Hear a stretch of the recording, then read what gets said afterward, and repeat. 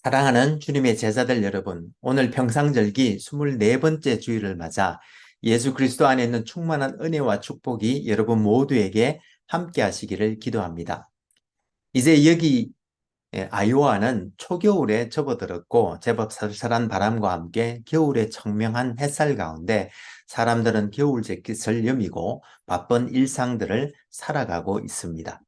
여러분들이 계신 일리노이와 미시간과 뉴욕과 또 세계 도처에서 이 예배에 함께 하시는 분들이 계시는 곳은 어떤지 모르겠습니다만 모쪼록 늦은 가을 혹은 초겨울을 맞아 하나님의 은혜 안에서 모두 건강하고 행복하시기를 기도합니다. 그럼 오늘 평상절기 24번째 주일날 아침에 하나님의 영광의 예배에 초대받고 함께 하신 여러분 모두를 환영하며 전능하신 하나님 우리 아버지, 또 우리의 구주가 되시는 예수님, 또 우리의 성화주가 되시는 성령님을 예배하는 자리로 함께 나갔으면 좋겠습니다. 또 내 영을 너희 속에 두어 너희로 내 율례를 행하게 하리니 너희가 내 규례를 지켜 행할지라. 내가 너희 조상들에게 준 땅에서 너희가 거주하면서 내 백성이 되고 나는 너희 하나님이 되리라. 하늘과 땅들아 기뻐하라. 주께서 성령을 통하여 그의 공의와 사랑으로 온 땅을 영원히 통치하시는도다. 온 땅의 인생들아 하나님 아버지를 찬송할지로다. 우리가 그를 힘입어 살며 기동하며 존재하기 때문임이니라. 같이 기도하심으로 주님 은혜의 보좌 앞으로 나가시겠습니다. 거룩하신 하나님 아버지, 오늘 평상절기 24번째 주일을 맞아 이렇게 청명한 초겨울 날에 우리의 건강과 믿음을 지켜주셔서 오늘도 이 자리에 나와 하나님을 예배하게 하시니 감사와 찬송을 올려드립니다. 하나님 아버지, 지금 이 시간 우리가 성령과 진리로 예배드릴 때에 여기에 함께한 모든 주님의 백성들에게 영광으로 임하여 주옵시되 아버지의 크신 사랑 안에서 우리 주 예수 그리스도의 은혜와 성령님의 은사 주심이 우리 모두를 충만케 하여 주옵시고 저희들이 올려드리는 감사와 찬송과 영광을 하나님 아버지 홀로 받아 주옵소서. 영광의 주님, 우리 주님 예수님 이름으로 기도합니다. 아멘. 오늘 하나님께서는 에스겔서 36장 17절에서 28절 말씀을 통해서 우리들에게 말씀하시는데 제가 읽어드릴 때에 여러분들의 마음에 하나님께서 친히 말씀해 주실 줄 믿으며 먼저 본문을 읽기 전에 오늘 본문의 컨텍스트를 잠시 알아보면 좋겠습니다. 우리는 지난주에 솔로몬의 사후에 솔로몬의 우상숭배의 죄와 또 르호보암의 어리석음으로 왕국이 북이스라엘과 남유다로 분열되었고 여로보암 왕을 필두로 한 북이스라엘은 태생적 한계로 인하여 9왕조가 명멸하는 가운데 19왕들이 모두 지속적으로 금송아지 분향과 산당 제사를 하여 200여 년 만에 아수르 제국에 의해 멸망당하고 말았고 그 후 130년을 더 존속한 남유다 또한 20명의 왕들 중 히스기야와 요시야 같은 걸출한 선한 왕들이 종교개혁을 일으켜 하나님 뜻대로 살려고 노력했지만 역부족이었고 또 므낫세 왕의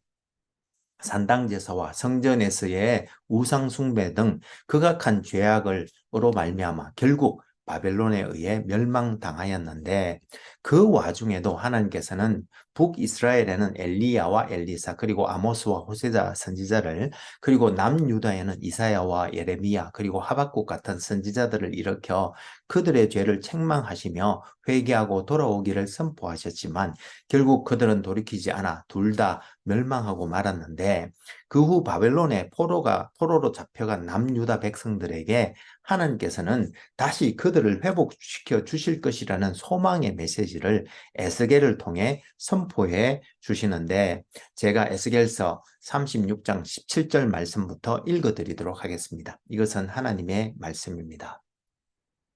인자야, 이스라엘 족속이 그들의 고국 땅에 거주할 때에 그들의 행위로 그 땅을 더럽혔나니 나 보기에 그 행위가 원령 중에 있는 여인의 부정함과 같았느니라. 그들이 땅 위에 피를 쏟았으며 그 우상들로 말미암아 자신들을 더럽혔으므로 내가 분노를 그들 위에 쏟아 그들을 그 행위대로 심판하여 각국에 흩으며 여러 나라에 해쳤더니 그들이 이른바 그 여러 나라에서 내가 내 거룩한 이름이 그들로 말미암아 더러워졌나니 곧 사람들이 그들을 가리켜 이르기를 이들은 여호와의 백성이라도 여호와의 땅에서 떠난 자라 하였습니다. 그러나 이스라엘 족속이 들어간 그 나라에서 더럽힌 내 거룩한 이름을 내가 아꼈노라. 그러므로 너는 이스라엘 족속에게 이르기를 주 여호와께서 이같이 말씀하시기를 이스라엘 족속아 내가 이렇게 행함은 너희를 위함이 아니요 너희가 들어간 그 여러 나라에서 더럽힌 나의 거룩한 이름을 위함이라. 여러 나라 가운데에서 더럽혀진 이름 곧 너희가 그들 가운데서 더럽힌 나의 큰 이름을 내가 거룩하게 할지라. 내가 그들의 눈앞에서 너희로 말미암아 나의 거룩함을 나타내리니 내가 여호와인 줄을 여러 나라 사람이 알리라. 주 여호와의 말씀이니라. 내가 너희를 여러 나라 가운데서 인도하여 내고 여러 민족 가운데서 모아 데리고 고국 땅에 들어가서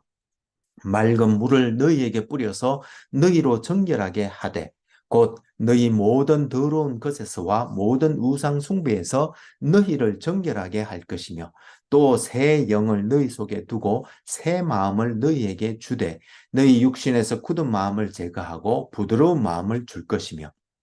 또 내 영을 너희 속에 두어 너희로 내 율례를 행하게 하리니 너희가 내 규례를 지켜 행할지라. 내가 너희 조상들에게 준 땅에서 너희가 거주하면서 내 백성이 되고 나는 너희 하나님이 되리라. 이것은 하나님의 말씀입니다. 다 같이 감사합니다, 하나님. 잠시 기도하시겠습니다.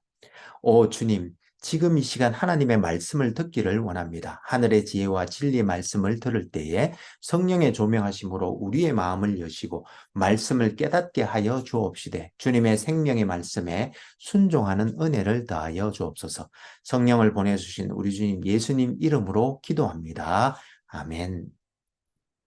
오늘 평상절기 24번째 주일을 맞아 여기 함께 하신 모든 분들에게 우리 아버지 하나님의 크신 사랑과 우리 주 예수 그리스도의 은혜와 성령님의 은사가 충만하시기를 기도합니다. 오늘은 칼빈 신학교의 은퇴 교수인 존 볼토가 쓴 헤르만 바빙크의 성도다운 성도란 책에서 발췌한 글을 소개해 드리도록 하겠습니다. 존 볼트는 그의 책에서 로마 극작가 테렌스는 나는 인간입니다. 나는 인간이 나에게 이질적인 존재라고 생각하지 않습니다. 라는 유명한 말을 했는데 이는 칼 마르크스가 가장 좋아하는 격언으로 알려져 있으며 이 명제는 또한 헤르만 바빙크와도 적절하게 연결되어 있으며 그가 그리스도인의 삶을 이해하는 열쇠입니다. 라고 하며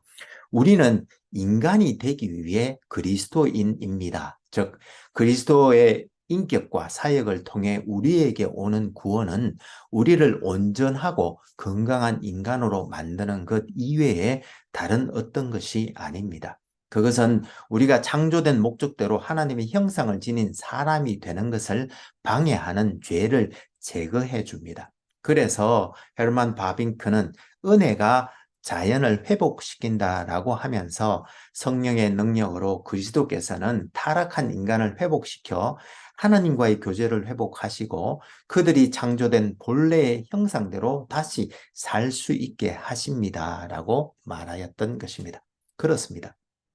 구원은 죄의 결과인 죽음으로부터 우리를 구속하여 영원한 생명을 얻게 하고 또 죄의 결과인 삶의 저주로부터 우리를 해방시켜 삶의 원초적 복을 누리게 해주시지만 무엇보다도 구원은 우리 인간을 온전하고 건강한 타락 전의 원형, 즉 하나님의 형상을 회복하는 것에 초점이 맞추어져 있는 것입니다. 오늘의 본문인 에스겔서 36장에도 보면 하나님께서는 우상숭배와 도덕적 타락으로 하나님 심판을 받고 적국에 잡혀가 포로 생활을 하는 남유다 백성들에게 그들의 완악한 마음을 다시 회복시켜 주실 것이라는 소망의 메시지를 선포하시는데 심지어 그들에게 하나님의 영을 주어 결국 하나님의 법대로 행하게 하시고 여호와께서 그의 하나님이 되어 주실 것이라고 말씀해 주시는데 오늘 본문과 함께 포로기와 포로 이후에 이스라엘의 역사를 살펴보면서 왜 하나님께서 그의 영을 주시기까지 하나님의 법을 지켜 행하도록 하셨는지 우리 함께 알아보고 은혜 나눌 수 있기를 소망합니다. 먼저 BC 722년 북이스라엘이 멸망하기 전부터 시작하여 BC 586년 남유다가 멸망한 이후까지 하나님께서 심판의 도구로 사용하신 중근동 지방의 열강들에 대해서 잠시 살펴보았으면 좋겠습니다. 먼저 북이스라엘이 망하기 전 BC 850여 년경에 아수르는 왼쪽 위 첫 번째 그림에서 옅은 푸른색으로 표시된 것처럼 북부 메소포타미아 지역을 차지하고 있었는데 북이스라엘이 멸망당하기 전 BC 750여 년경에는 이 아수르의 수도 니느웨가 죄악이 관정하였고 이에 하나님께서는 요나 선지자를 보내 회개를 촉구하셨습니다. 그런데 놀랍게도 그들이 회개하자 하나님께서는 심판을 유보해 주셨는데 그 후 BC 8세기 중반에 집권한 디글랏 빌레셋 3세와 그의 아들 살메네셀 5세를 지나 BC 7세기 중반 아슈르 번입할 때에는 왼쪽이 그림에서 회색으로 표시된 것처럼 북이스라엘을 멸망시키고 주변국을 복속시켜 남유다를 제외한 메소포타미아 남부와 애굽에 이르기까지에 이르는 당시 고대 근동 지방의 최강자로 군림하여 남유다에게 조공을 바치도록 강요하며 정치, 종교, 사회, 문화 일반에도 영향을 행사하였습니다. 그러나 회개운동이 일어난 지 약 100여 년 만에 그들은 다시 지난날 하나님의 은혜를 배신하고 전보다 더 교만해져서 극악한 죄를 저질러므로 하나님의 진노를 샀는데 마침 BC 627년 아슈르 번이팔이 죽자 내부적 갈등을 겪는 가운데 국력이 쇠퇴하기 시작하였고 그때 하나님께서는 BC 627년 그동안 아수르의 속국으로 있던 바벨론의 나포폴라살 왕을 일으켜 BC 623년 아수르로부터 독립하게 하시고 아수르를 심판하시는데 이때 아수르는 애굽과 연합하여 바벨론에 대항했지만 결국 갈그미스 전투에서 패하고 니느웨 성이 함락되어 BC 609년 패망하게 되었습니다. 그리고 나포폴라살의 뒤를 이은 느부갓네살은 605년 다시 바벨론을 치러 온 애굽과 갈그미스에서 두 번째 전투를 치러서 애굽을 격퇴하여 그들을 복속시킨 후에 BC 586년 남유다마저 멸망시키고 가운데 그림에서 보라색으로 표시된 것처럼 고대 중근동 지방을 완전히 장악하였지만 이렇게 중근동 최대 제국이 된 바벨론도 주색을 일삼고 주변국들을 포갑하는 등 죄를 지어 하나님의 진노를 샀는데 느부갓네살 왕이 죽자 점점 국력이 쇠퇴해져 갔습니다. 이런 바벨론을 심판하시기 위해 또 하나님께서는 바사의 아케메네스 왕조에서 고레스 2세를 BC 539년 바사의 왕으로 세워 바벨론을 치게 하셨는데 바사 군대가 쳐들어와 성을 포위하고 있는 중인데도 바벨론의 벨사살 왕과 그의 군대들이 궁 안에서 하나님의 성전에서 가져온 기명들로 술잔치를 벌이다 하나님의 손이 나타나 벽에 그의 멸망을 기록하였는데 그날 밤 벨사살은 고레스에게 살해당하였고 이로써 바벨론 제국도 또한 멸망당하게 되었습니다. 이렇게 바벨론을 이어 중근동 지방을 장악한 바사 제국은 오른쪽 아래 그림에서 보시는 것처럼 동쪽으로는 인디아 로부터 서쪽으로는 북아프리카와 스페인까지 그리고 북쪽으로는 그리스 남부 해안 지방에 이르는 대제국을 형성하였고 하나님의 종으로 사용되어 유다 백성들을 귀환시키는 일을 감당한 후 BC 330년 다리우스 3세 때까지 약 200여 년의 영원을 누리다가 BC 333년 헬라 제국의 알렉산더 대왕에 의해 정복당하고 마는데 이렇게 나일강을 중심으로 한 애굽 제국과 또 유프라테스와 티그리스 강을 중심으로 한 메소포타미아 제국들, 즉 아수르와 바벨론과 바사 제국들과 또 남부 유럽의 헬라 제국 등 이런 열강의 틈새에서 북이스라엘과 남유다는 마치 고래 사움 사이에 끼인 새우와 같은 형상으로 전적으로 하나님만을 의지하여 나라를 지켜가는 것이 분열 왕국의 왕들에게 부여된 의무였는데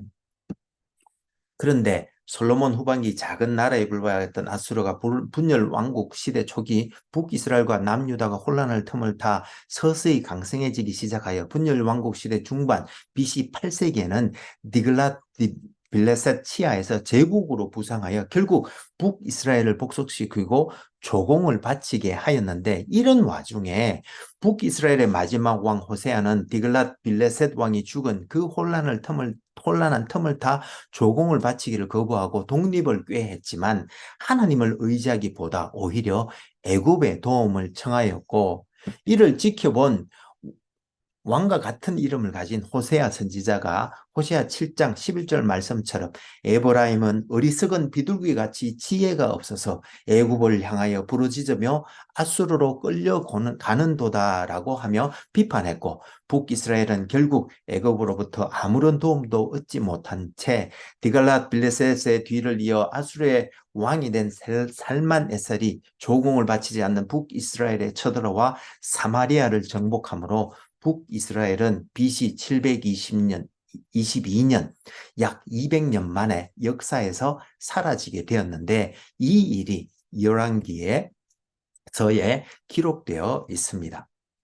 그리고 이렇게 북이스라엘이 망하고 주변 나라들이 모두 아수르에 정복당하는 중에도 하나님을 전적으로 의지했던 히스기야의 남유다는 살아남았지만 정치 경제적으로는 고립되어 피폐해져 갔는데, 이런 상황에서 히스기야를 이어 왕이 된 므낫세가 하나님을 의지하기보다 아수르에게 조공을 바치며 아수르 친화 정책을 펴므로 대외 무역을 통해 경제는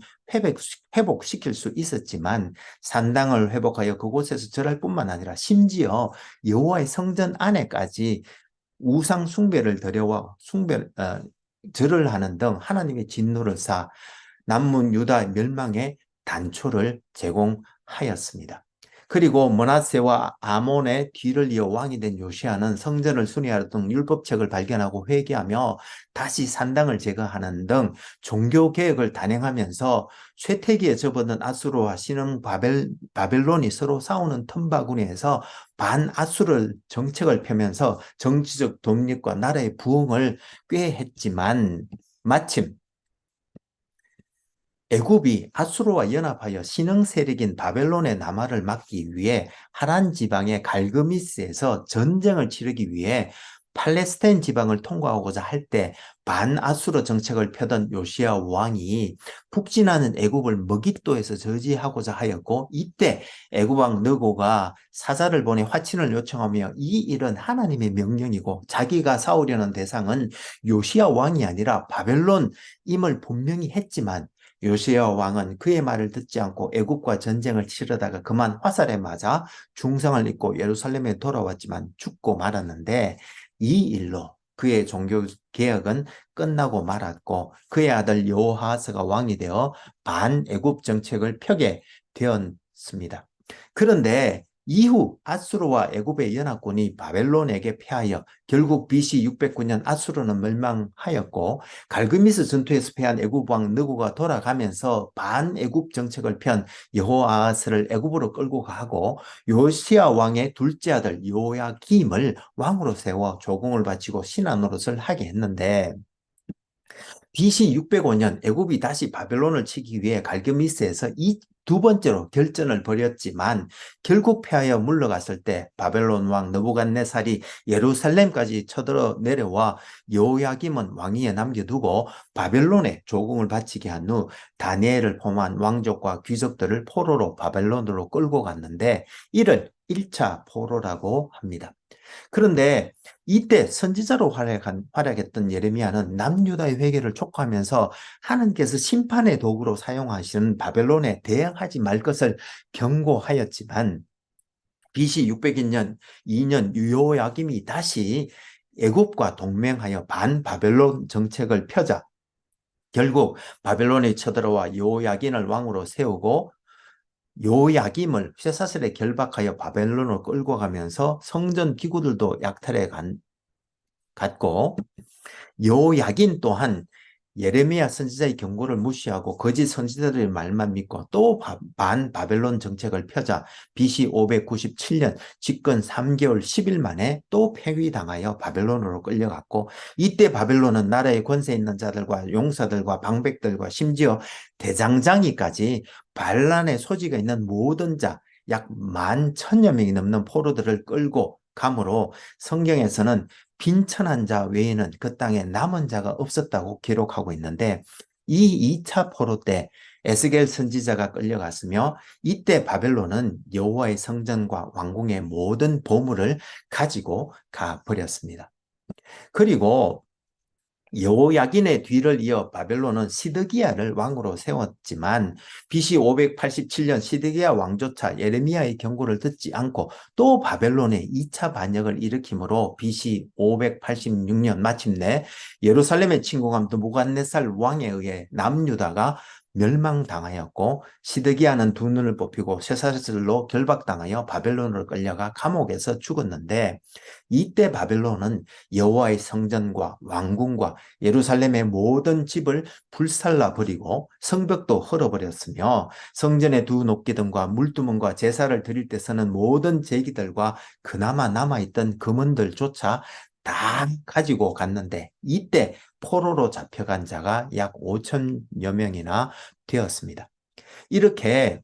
남유다 멸망 전후에 활약한 선지자로는 예레미야 선지자가 있는데요.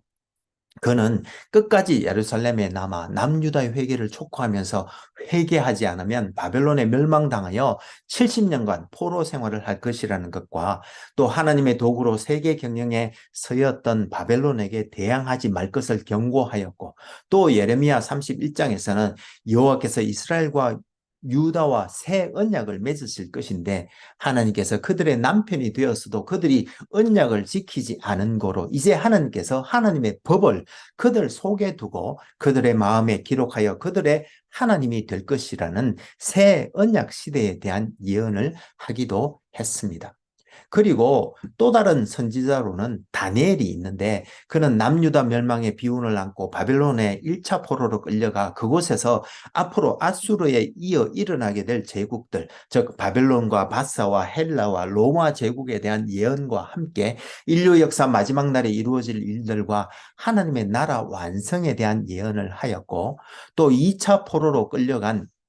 끌려가 백성들과 함께 포로 생활을 한 에스겔 선지자도 있는데, 그는 여호와께서 그들의 죄를 사하시고 그들을 정결하게 해주시되 굳은 마음을 제하고 새 마음을 주신 후 예루살렘으로 다시 데리고 오셔서 이스라엘 땅을 회복시켜 주실 것이며, 심지어 새 영, 즉 하나님의 영을 그들에게 주어 그들이 하나님의 법을 지켜 행하게 하므로 그들은 하나님의 백성이 되고 여호와께서는 그들의 하나님이 될 것이라고 예언했는데, 그 내용이 오늘 우리가 함께 읽은 본문입니다.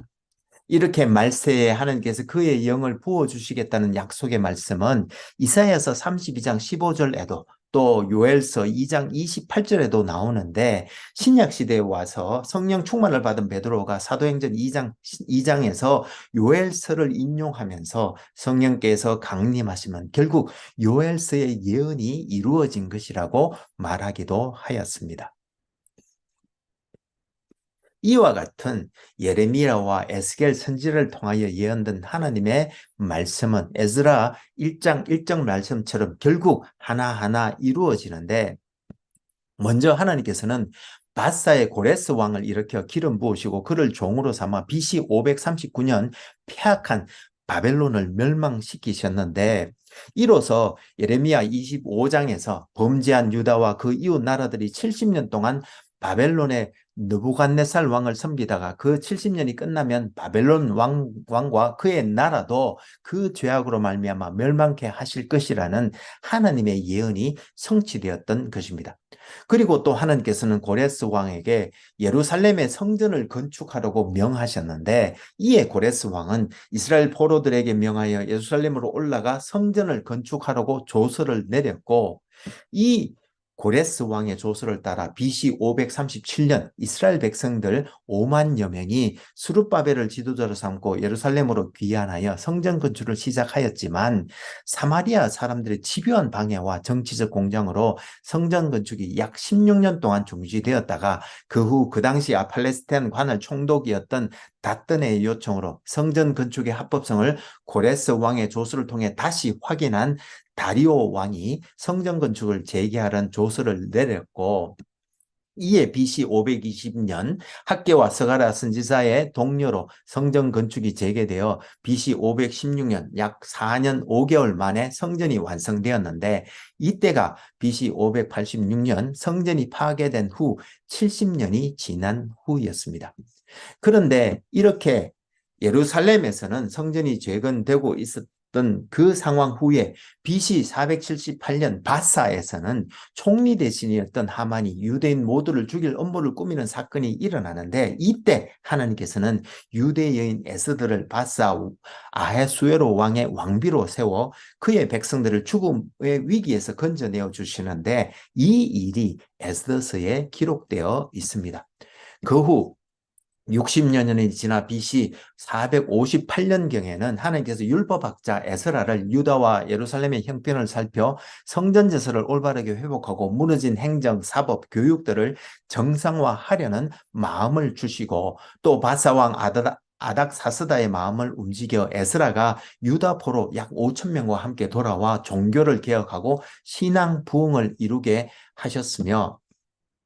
그때 에스라는 역대기를 기록하여 남유다의 왕들, 특히 다윗을 따라 선한 길로 행하면 복을 받고 다시 부흥할 수 있다는 메시지를 포로 시대 이후에 백성들에게 일깨워 주었습니다. 그리고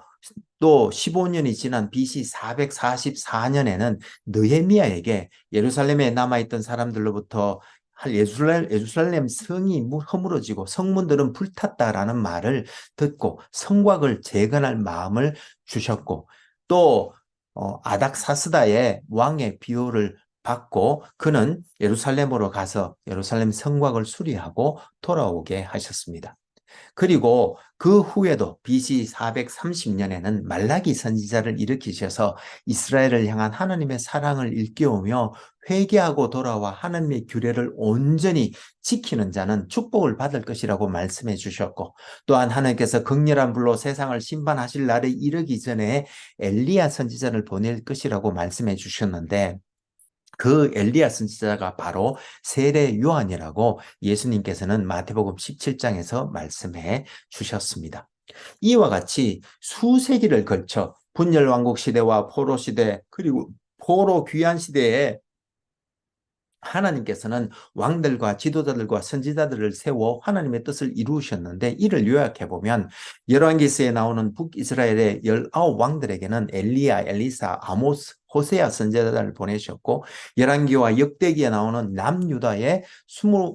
20왕들에게는 이사야, 스바냐, 예레미야, 하박국을 보내셨으며, 포로 시대 때에는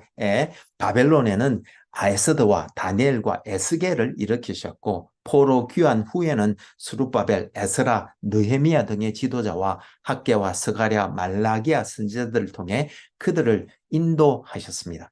이와 같이 하나님께서는 분열 왕국 시대와 포로 시대, 그리고 포로 귀환 시대를 망라하여 선지자들과 지도자들을 통하여 그들을 말씀으로 인도하셨던 것인데, 이러한 하나님의 섭리 과정에서의 하나님의 말씀은 독특한 역할을 감당했습니다. 특히 포로 귀환 시대에 쓰인 역대기를 보면 멸망 전에 쓰인 열왕기와 다른 면이 있는데요. 같이 분열 왕국 시대의 역사를 다루면서도 열왕기서에서는 북이스라엘과 남유다의 모든 왕들을 다루면서 몇몇을 제외한 모든 왕들이 하나님의 뜻대로 살지 못하여 두 왕국이 모두 멸망당한 슬픈 이야기와 함께, 그런 와중에도 하나님께서 끝까지 그들을 사랑하여 하나님의 언약의 약속을 지키신 이야기가 기록되어 있는 반면, 역대기는 그렇게 하나님의 말씀을 듣지 않고 망하여 바벨론으로 끌려가 환난을 당한 후 다시 예루살렘으로 돌아오게 한 백성들에게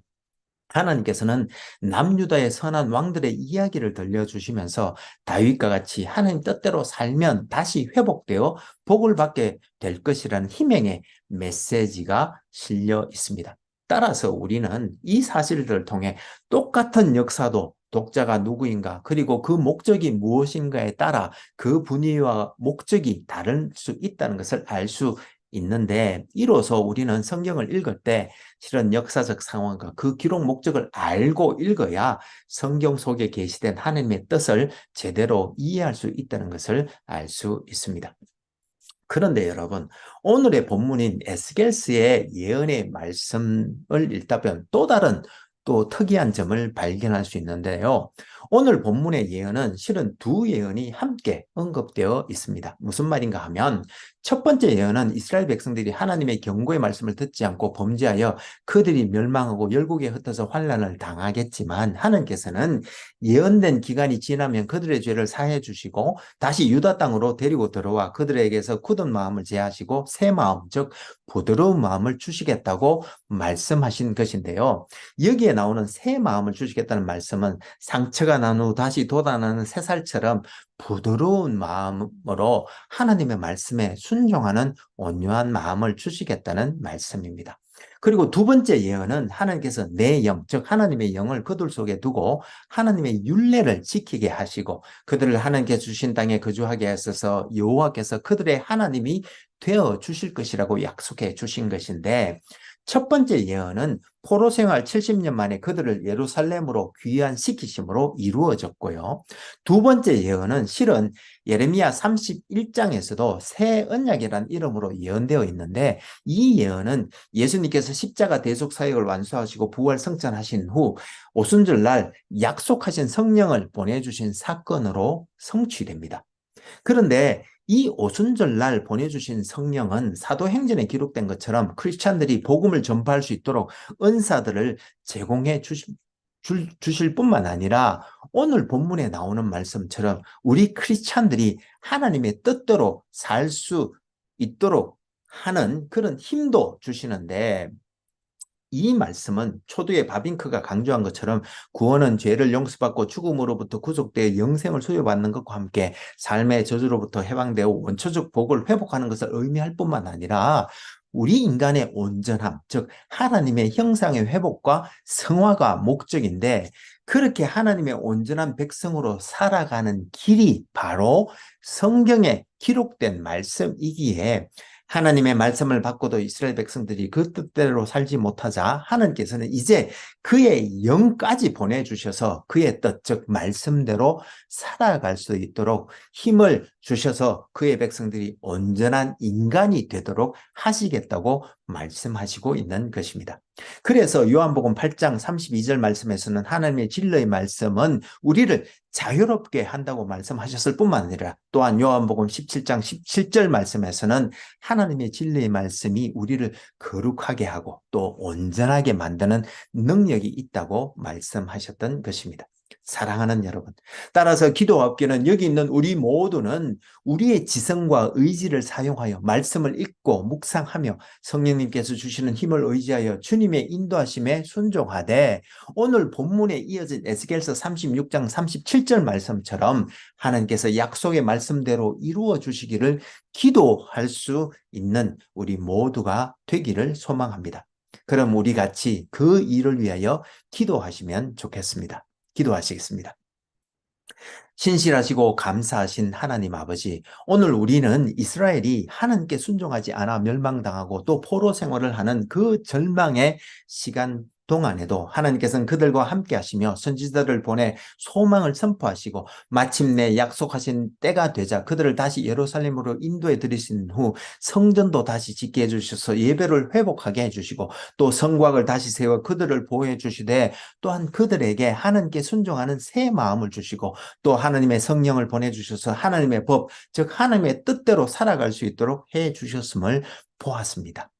오 주님, 간절히 기도하옵기는 그리스도의 대속의 은혜를 이미 입고 지금 여기 이 예배에 참여한 우리들 모두에게도 약속하신 성령을 충만히 보내주셔서 이제 하나님의 뜻대로 살 힘과 또 그 은혜의 복음을 전파할 수 있는 능력을 덧입고 하나님께 영광 올려드리며 살아가는 우리 모두가 되게 하여 주옵소서. 우리에게 용서와 화해가 되시고 또한 성화와 축복의 근원이 되신 우리 주님 예수님 이름으로 기도합니다. 아멘.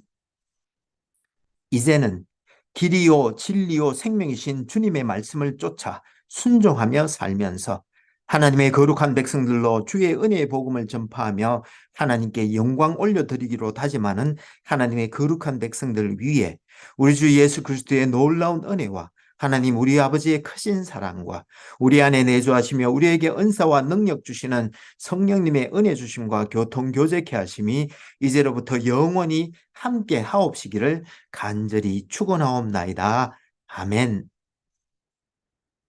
감사합니다, 여러분. 오늘 평상절기 24번째 주일날 아침에 하나님의 크신 사랑과 우리 주 예수 그리스도의 은혜와 성령님의 은사가 차고 넘치는 복된 날 되시기를 소망하며 모쪼록 건강하고 행복한 한 주 보내시기를 기도합니다. 혹 여러분들 중에 저희 주님의 제자들 교회를 도우시기를 원하시는 분은 페이팔 계정 info@churchbeyondborders.com으로 헌금해 주시거나 혹 책을 보내실 분은 Church Beyond Borders 앞으로 책을 쓰셔서 교회 주소 3626 Ontario Street, Ames, Iowa 50014로 보내주시면 감사하겠습니다. 그럼 다시 은혜로 만나 뵙겠습니다. 사랑합니다. 감사합니다. 축복합니다. 바이.